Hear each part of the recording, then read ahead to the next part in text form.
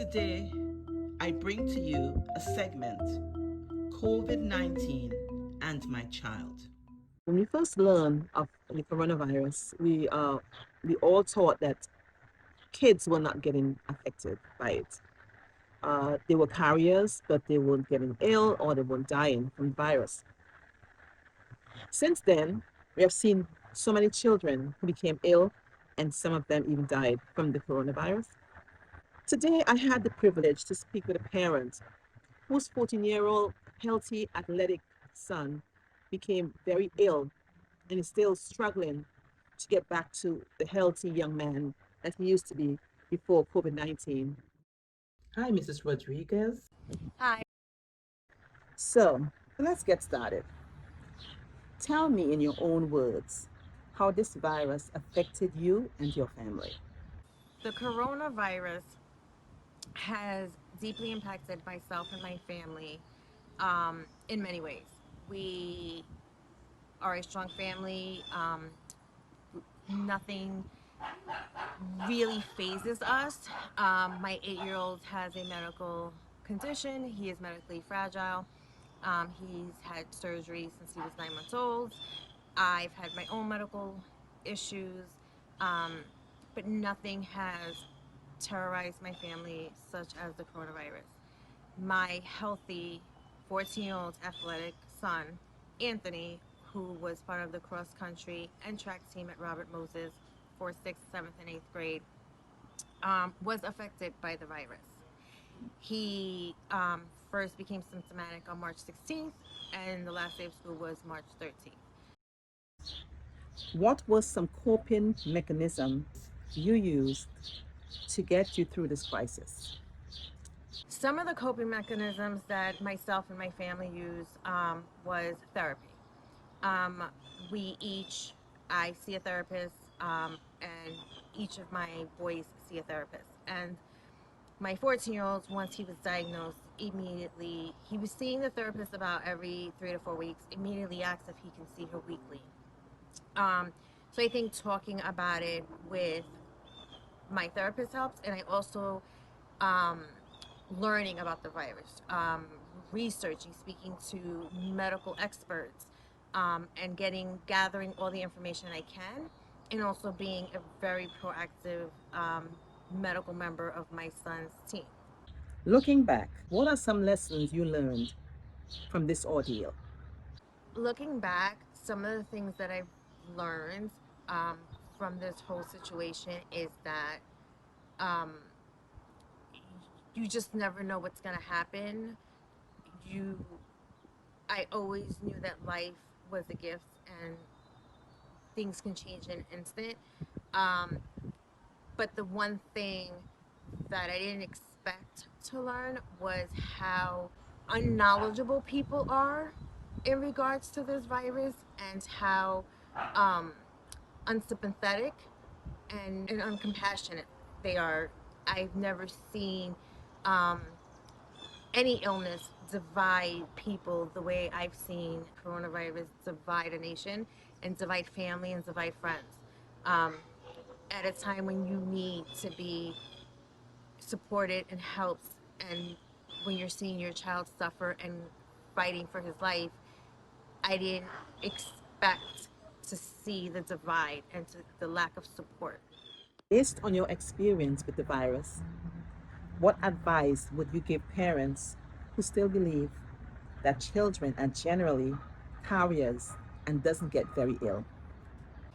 Based on my experience, the one thing that I constantly tell people, and would love to tell more people who just believe that kids are carriers, or kids aren't symptomatic, is that there's not enough information about this virus. My son didn't have typical symptoms. He had fever, and, and not high fever. He had 103 was the highest for about 3 days. And he had some bone pain, aches and pains, but he didn't have a cough. He didn't have shortness of breath, and I had to fight to get him tested. And when I did, and they did x-ray, he ended up having a partially collapsed lung, and then 5 days later developing double pneumonia. So had I listened to what people were saying and the misinformation that's out there, my son may not be here right now because I was so proactive and I didn't wait. I truly believe that that is why I'm blessed to still have my 14-year-old here. Did this experience strengthen? Or break you? This experience has definitely strengthened me. Gone through so much in life just with my own medical issues and my younger son's medical issues. Um, this was a little different because this was a child who was never sick. This was a child who went to the doctors once a year for his routine medical physical exam. Um, and it was hard, but we rallied together and we got through the virus and are now working through getting through the recovery. As we look around, we can see that this pandemic is far from over. In your opinion, how do you see us getting past this? I feel that the only way we're going to get through this pandemic is if we unite together and look at it as a medical situation and not a political situation. We need to be conscientious and thoughtful of not just ourselves but others. We need to wear masks. We need to wear gloves. We need to use Purell. We need to disinfect. We need to social distance. It is extremely important that we wear masks and that we wipe down seats and that we are careful because you may have it and be asymptomatic and not know, and you can give it to a child. And wearing a mask has become a political statement and it's dividing the country when doctors have worn masks for years. I had a 12-hour surgery in 2017 and my team of doctors wore masks for 12 hours. My younger son had to wear a mask in school and he got through it for 6 hours. It wasn't fun. He got used to it. Um, but it was the difference of him wearing a mask and going to the hospital. So other countries, far less advanced than us, are not seeing the numbers that we're seeing because they are wearing masks. They are following the medical guidelines. And I believe that we need to start listening to the medical professionals who are the experts and not the politicians. I just want to take this opportunity to say thank you for listening to our story. We're just one of hundreds of thousands of kids, parents of kids. You know, there's this misconception that kids are just carriers or they don't get sick or there's underlying medical conditions. And there is no rhyme or reason. It just picks you. And we really have to do something as a country together if we don't want to bury our children. We need those medical experts. We need the Dr. Fauci's and the NIH hospital and the WHO. We need these people to help us gather the information and the data to figure out what's going to happen. What's going to happen to my son in a year? What's going to happen to my son in 6 months? We don't know. No one knows. And this is a real illness. This is not a government ploy, political statement. It is a real illness. And it's a scary illness because you don't know. Like I said, my son didn't have the three criteria: shortness of breath, the coughing, the fever. He just had the fever. And he had a partially collapsed lung, double pneumonia, and now he has scarring on both lungs that they don't know if it's going to be permanent. So I just hope that if just one person listens to this message and looks at it differently and looks at it the way if you were diagnosed with cancer or if you were diagnosed with the flu, you would treat it the same way.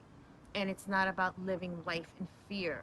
It's about living life carefully. You can still do things, but be careful, be cautious, think about the bigger picture.